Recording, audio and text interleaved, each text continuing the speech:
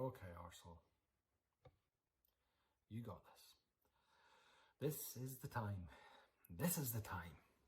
No more pissing about. You got this. You got this. You got this. Oh, fuck, I'll record. Damn it. Hi, folks. Hi. My name's DM Murray, otherwise known as Dom, otherwise known as Who's That Arsehole Over There? I've been trying to record this what feels like about 84 years. In truth, it's been about 6 long weeks since Phil got in touch after conceiving that great idea about bringing SRFC into everybody's homes. I think that great invasion of privacy aside, the concept is absolutely fantastic. These are pretty wacky times, and it's really good to see the community kind of pull together and bring a bit of entertainment into everybody's homes. I've thoroughly enjoyed watching all the videos, except for Kareem's, because he's a piece of shit. Only joking, I love you, Kareem. Your piece was awesome. It was awesome. And I have really enjoyed listening to everybody's videos. It's been really cool, actually. So I hope that you all enjoy this video, and what I'm about to do on camera doesn't completely sully the whole experience for you all and turn you away from SRFC and turn you away from fantasy and turn you away from whatever path you follow in life that is virtuous and good in all ways. And if it does, well, you're welcome. So these are wacky times. I hope everybody is, doing well and holding up and staying indoors and washing their hands and all the things that they should be doing. Pretty nuts in this place. I've got a 2-year-old, soon to be 2-year-old, who is loving lockdown, and a heavily pregnant wife who is tonight in the hospital because she thought that the baby was coming, but it's not, but she's being monitored anyway. Certainly makes for a challenging experience. Plenty of other more difficult things out there for folk, and I really hope that people are doing all right and holding up. So anyway, before I go down an alleyway of maudlin nonsense, I shall pick it up a notch. So a little bit about myself. I am an arsehole. I am an author of 2 fantasy books, both in the Red Season series. The first one is Red Season Rising. The second one is Too Cold to Bleed. I was going to read the opening chapter of Red Season Rising. However, I moved the book upstairs today into my office, and my 2-year-old is sleeping upstairs, and I'm not a fucking maniac, so I'm not reading that. I have got Too Cold to Bleed here. You can see some pretty swish artwork by the fantastic John Anthony DiGiovanni, Sean King doing the design. I'm not going to read this either because, well, continuity and all that stuff. I am going to read a short story from the charity anthology, award-winning charity anthology, Art of War, which is very profane, and, well, I kind of plumbed into the character for this one and just created a very kind of detestable arsehole, which wasn't obviously very difficult for me. The disclaimer is that it is purely fiction, it is purely a character. He's not meant to be a virtuous good guy. He is just a bit of a prick, which, well, yeah, those of you who know me, yeah. No. Make up your own mind. So, this is, it's called Rendered Chaos. Forgive my shoddy acting, forgive my honking accents, and yeah, I hope you enjoy it, and I'll do my best not to make a complete arse of it and, offend everybody and turn you away from the light. So with that fantastic intro, let's go. There's something altogether mind-bendingly disappointing about being woken up in the middle of a sex dream. That was the overwhelming notion that stabbed into my mind when that bloated old fuck Corporal Winston ground the sole of his boot into my bollocks. Wakey time, Santino, you piece of shit. Winston's ravaged voice was never the sweetest caress one needed when birthing the mother of all hangovers. Every morning, Winston growled on, blazing spears of cruel sunlight finding their mark in my eyes. You wake up humping your cot. Must be feeling that bad, fucking over sex, sun-baked nations. Rolled my tongue about my sour as shit mouth, furry as a week-old mouldy cheese and not tasting much better. I rubbed at my burning dry eyes and looked at the piggy face of Winston. Babysitter number 1, dog-wanking prick. Been out here, what, 3 weeks? Crying out for some velvet, are you? Private Breachman piped up from an upturned bucket he sat on by the entrance of the tent. Babysitter number 2, not quite having achieved the rank of dog-wanker, but certainly with aspirations. I fixed a greasy smile, ignoring the growling sickness in my belly. Why don't you two fret less on me and concentrate on fucking yourselves? Bridgman is right, though. It's been 3 weeks. 3 weeks since the Archduke sent my happy existence of painting and then fornicating with the wives of absent military officers into the shitter. 3 weeks of mud. 3 weeks of shit rations. Even worse brandy, and worst of all, no velvet worth the fucking that wouldn't give me the cock rot. Actually, no. Worst of all was storming into my tent to crown the hangover, like a mother of all shitting hangovers. Where's Diverocci? The tall young officer looked every inch the hero. The prick. Long blonde hair kissed the silver markings of his captaincy. No doubt, my face being the only one not as pale as the risen moon was all the answer he needed. He strode forward, ignoring the lazy salute from Winston and Breachman. Sir, Captain Hero said, fury simmering behind his good manners. These people and their fucking manners. You, sir, are a scoundrel. Been called worse. Captain Hero was shit at this. Pointed at my chest and pursed my lips in my best feign of innocence. I mean, I didn't know the man, but chances were I'd fucked his wife, or his sister, or even his dear old mother. Innocence was lost in me, and the 2 or 3 fading and not so fading bruises about my face were testament enough that others agreed. Sir, I said, attempting to stand, smooth smile dawning on my lips. Sit down! Captain Hero snapped. My arse hit the cot hard. You, sir, have dishonoured my sister. Ting! Sister, a first for the week. And by dishonouring her, you dishonour my family. I would have hers and our honour restored with your life, if it weren't for the fact that the Archduke is so a fan of your work. He does quite like my— Shut the fuck up!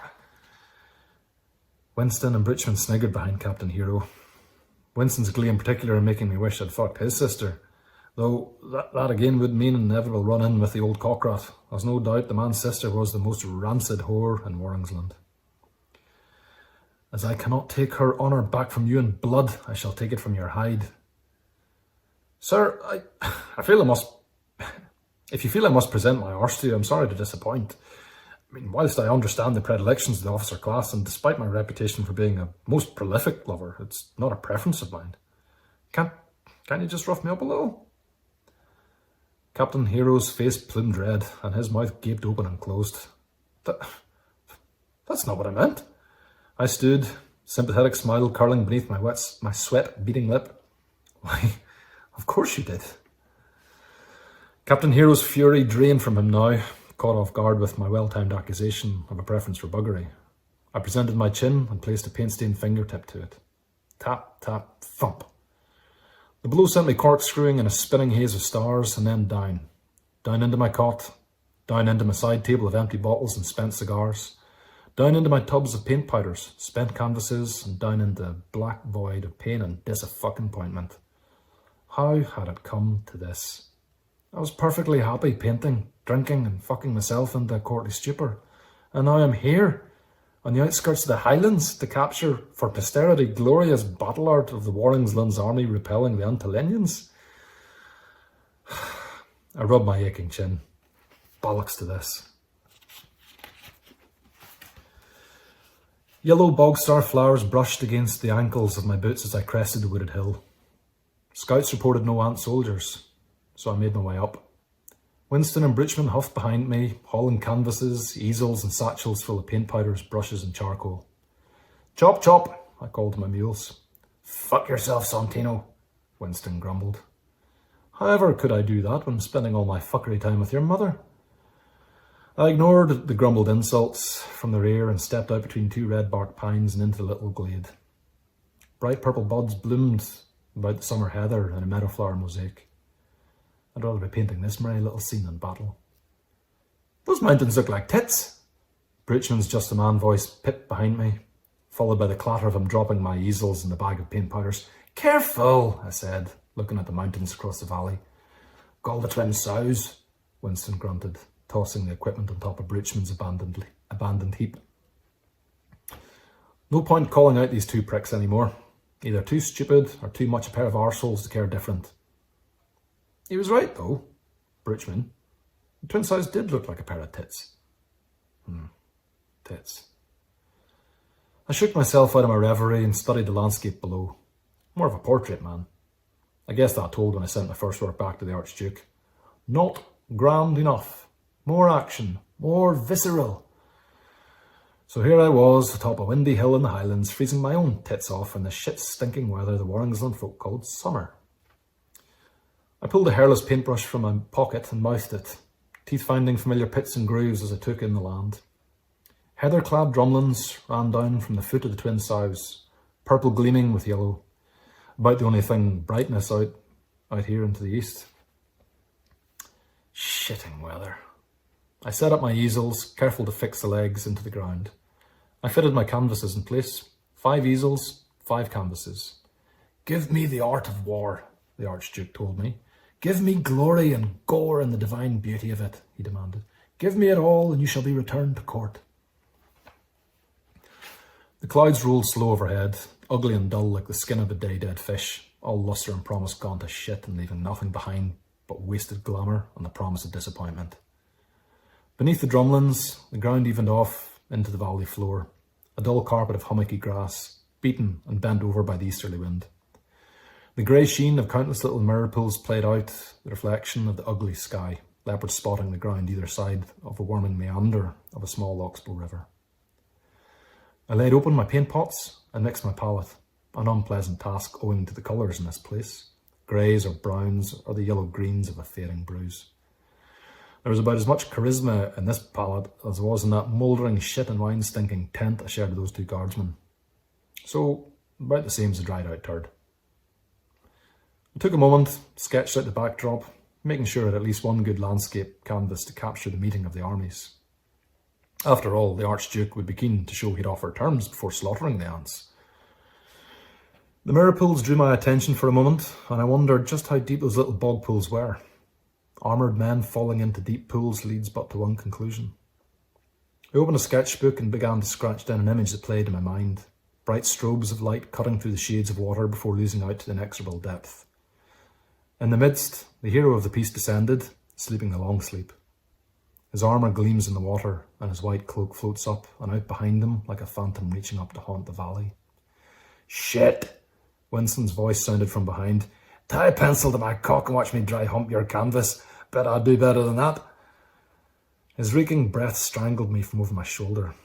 I turned and offered the meat-headed prick my best fuck yourself smile. Corporal, whilst I respect and indeed value your critique, it would be altogether more helpful in maintaining the atmospheric stability favoured by my paints if you were to take your shit-stinking breath away the fuck somewhere else.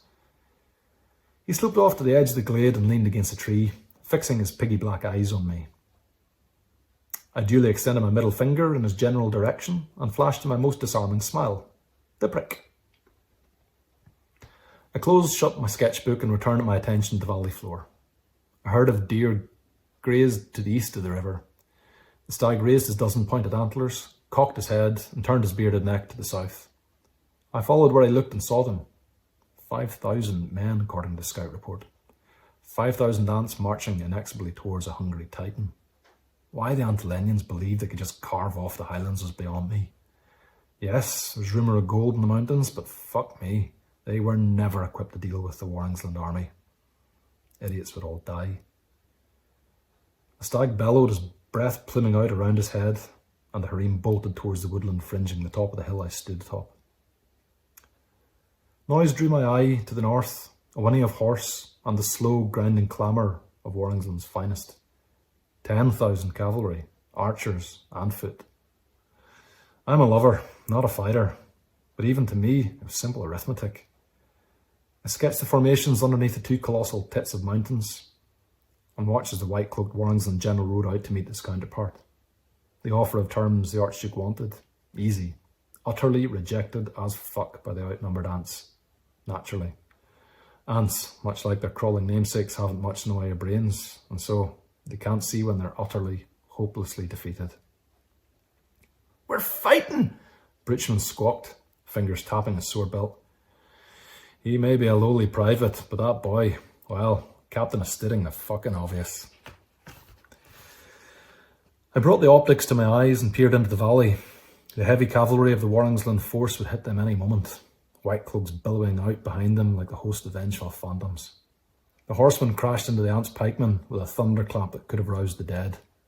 It sure as shit roused the hangover in me. I swung my optics along the line and picked out my frozen moment. A white horse reared, back hooves planted into the heathery ground. Front hooves rose above the grimacing ant pikemen, birthing a jump that the horse would never see through. The ant's leather round cap had slid down over his eyes. Shit gear for shit soldiers. Fair is fair. The man's gritted teeth bared in the moment. White-knuckled hands gripped hard at the mid-shaft of his pike as he drove it between the shoulders of the great beast. The rider, with silver armour gleaming, had the look of the most pronounced disappointment on his face. I imagine he thought it rather unfair that a mere ant foot soldier would have him so rudely unhorsed and most likely cleaved into the dirt. I lowered my optics and wasted no time in sketching the moment onto the canvas. I worked fast, ignoring the bleating of dying men in the valley below. "We're fucking smashing them!" Winston's ugly voice sounded as he looked down at his comrades tearing through the ants. He clapped a heavy hand onto my shoulder, sending one of the horse's legs askew. "Fucking well smashing them, eh, Santino?" "Corporal," I turned slow, "would you ever piss off?" "That's right. You nations are lovers, not fighters." "Quite correct." I turned my attention back to the canvas, correcting the askew leg by building up the heather about it. "Now off you fuck. Greasy prick. Greasy from your mother's cunt." Sorry about that. Winston lumbered past the easels and pissed over the crest of the hill. No doubt that was as helpful a contribution to the fight that the bloated old bastard would ever manage. I finished my work on the clash of cavalry and pikemen, and then raised my optics, searching for the next frozen moment. No shortage of options. My view alighted on a riderless horse galloping past two foot soldiers locked in a dance so lacking in love it would seem it would end in someone's death. Well, war is war. Hands gripped hard at the opposing arms. Weapons trembled above each of the men's heads, the tremor running down and into the strained faces of each. A Warringsland horseman galloped past, and the ant axeman released his grip of the swordsman's hand. With confusion dawning on his face, he tried to stem the bright blood that spurted from where his arm had been severed at the elbow. The Warringsland swordsman waited, almost respectfully, before he shook himself, realising where he was. With a double-handed cut, he sent the axeman thumping into the ground, his lower jaw flying to join his lower arm. The instant the swordsman struck, a spear met him above his hip, just under the breastplate. It jerked him off his feet, and he crashed to the ground like a sack of dolls. The ant spearman's shaft jolted and snapped, courtesy of the riderless horse bolting back to where it had started and riding him down. Fuck me. I blew out wine-stinking breath and tried to process what I'd just seen into a painting. Never easy deconstructing such intensity into a single scene. Archduke wanted visceral. Fuck the old crow, you can have it. I worked fast. The riderless horse colliding with the spearman sticking the swordsman felling the axeman. Sheer and utter bloody madness. The palsy had worked its way into my hand. Could have been either the wine or the chaos below. I stepped up to the third easel, raised my optics once more. The Warringsland foot pressed, filling the holes the cavalry punched into the ants like sickness into a rent in the flesh. It was terminal. A rout. The mass of the Warringsland forces was turning the ants around and pushing them onto the heathery drumlins at the foot of the Twin Sows. They'll grind them up into the mountains. "Look at them fuckers," Britchman yipped. pointing to the small group of ants that had avoided the press. Making a break for it. I'll be ridden down. Winston laughed as he lit a thin brown wrap of mulch leaf, sending out yellow plumes of smoke about his head. Didn't matter a shit to me if the ants ran. Didn't matter if they lived or died. Simply characters lost from the canvas now. I raised my optics once more, sweeping their view into a melee at the front of the twin sows. A man lay on the heather, clutching at his knee where the rest of his leg used to be. He howled as the awful wind bloomed red onto the blooming purple flowers of the heather. Holy hellfire how he howled. Bellowing louder than the stag earlier. He was trampled to silence by the press of Warrington's foot. One of the foot was taken down by an axe to the neck, not severing the head, but not failing at its work either. Made a right mess. He fell and was lost to the press. An ant soldier, stepping backwards, took a shattered spear shaft into the groin. He bent over and was clattered groundward by a flash of silver, a metal-rimmed shield that pushed out at the press, deflected the ant's sword thrust. Bollocks. Let me just gather myself. An ant soldier, stepping backwards, took a shattered spear shaft in the groin. He bent over and was clattered groundward by a flash of silver. A metal-rimmed shield pushed out at the press, deflecting an ant's sword thrust before swinging back and clattering the man in a spray of blood and teeth. Another strike of the shield obliterated the ant's nose.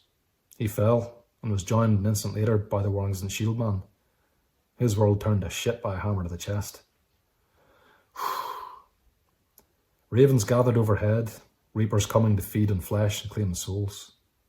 I added them to the canvas, black wraiths circling a tombstone cold sky, bearing witness to the birth of new spectres into this unwelcoming land. I had one more canvas to work at. I picked up my optics, searching for my next scene. Breachman roared. A sound like that leaves little room for question. I dropped the optics. 4 blood-spattered, wild-eyed ant soldiers stood, chest heaving, weapons drawn.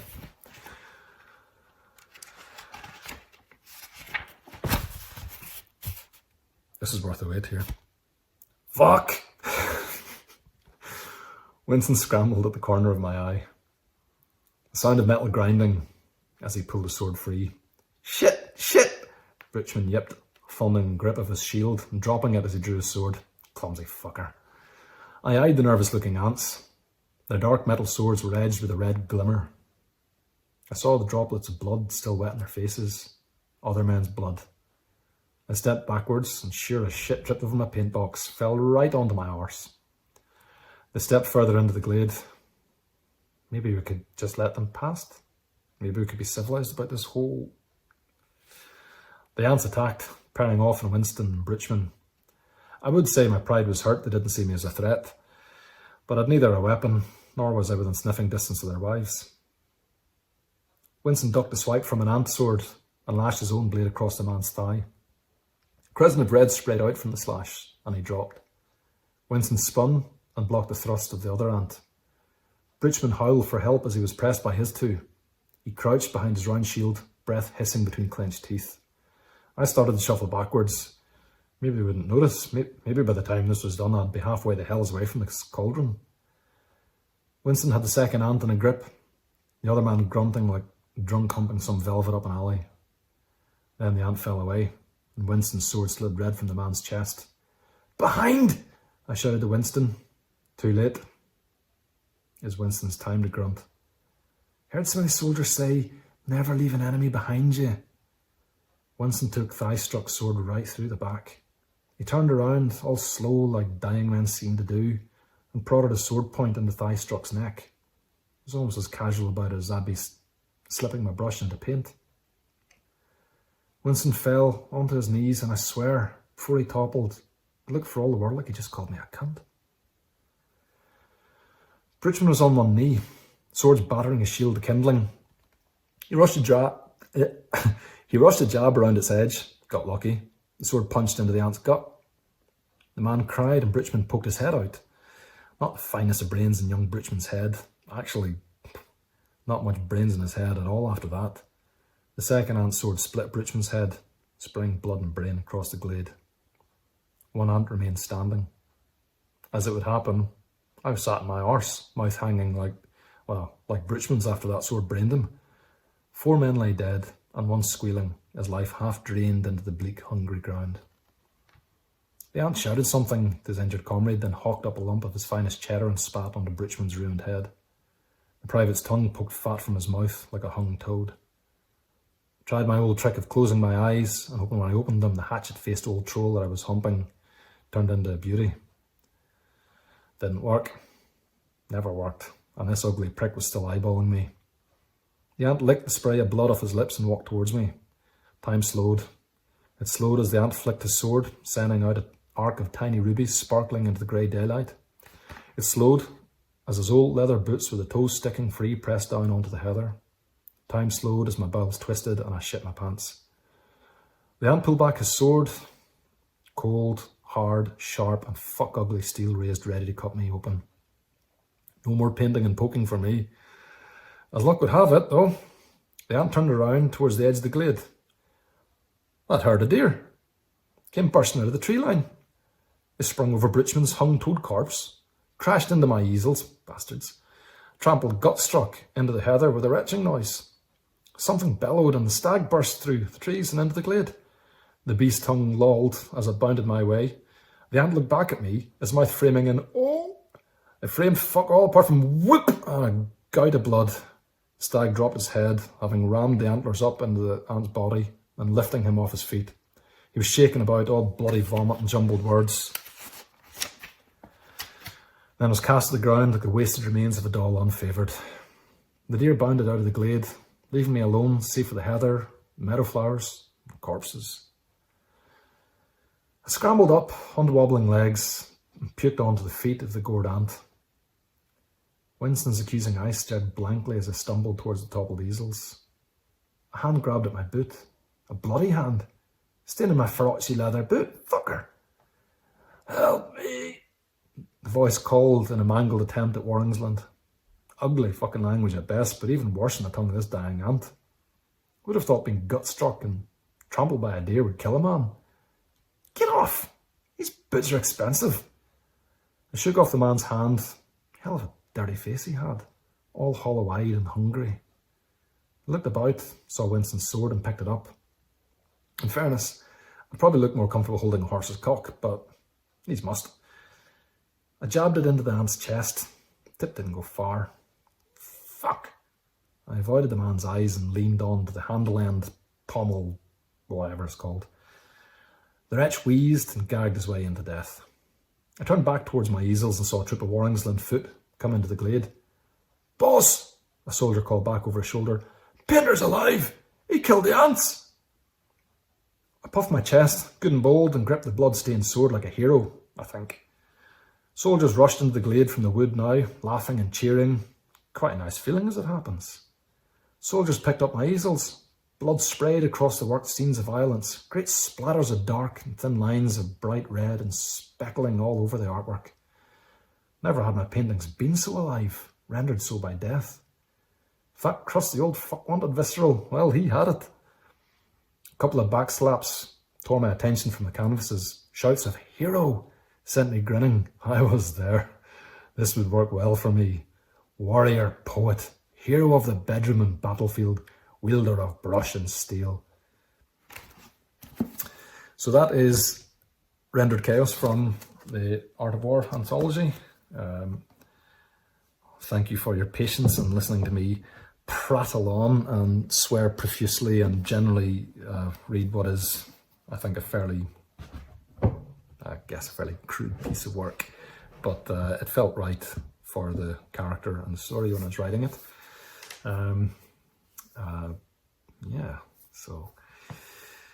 What's next for me? I'm writing book 3 of the Red Season series. The working title for that is The Dead Roads, and I am about halfway through that in the first draft. I'm also about a similar way through the first book of a new series, which is very much a complex military fantasy tale, effectively replicating warfare in early modern Europe, but in a fantasy setting. And a little bit of nerdy geology thrown in there. Yeah, that sounds great. So I'm not pitching it because I would hope to do a better job than that. We'll see. Let me write the bloody thing first. Anyway, rambling here, and I realise if I continue recording any more of this, I'm going to say more ridiculous shite, which will just, I don't know, make me want to stop and re-record this 30 minutes in, which I'm not going to do because this is the time. So I will sign off with that. I hope you enjoyed the short story. I really enjoyed writing it. I quite enjoyed reading it despite fumbling over some things there. I am going to go to bed. It's a school night. I've got work tomorrow. And well, actually I don't have work because I'm looking after my daughter. So yeah, I'm going to sign off. So thanks all for taking the time to listen, and hopefully catch you all at an SRFC when this crazy world starts going back to normal. So thanks again. Cheers. Take care and all the best.